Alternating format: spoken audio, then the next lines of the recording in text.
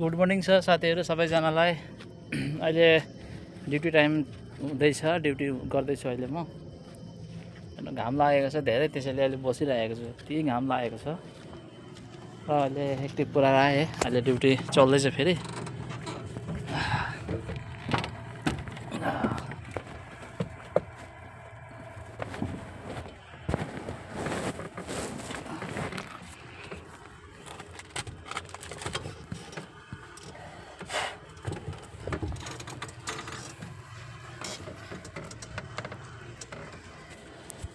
अब एकछिनमा जाने हो फेरि। जेसिबीले काम गर्दैछ परतिर। जेसिबीले अहिले छुट्टी भयो भने त्यो माटो अलिकति खन्दैछ, त्यो सक्यो भने फेरि ड्युटी गर्ने हो। र अनि आज हेर्नु न, गरम पनि धेरै छ, त्यसैले अहिले कामै गर्न सकेको छैन। र अनि बालु त परबाट तान्दैछ अहिले।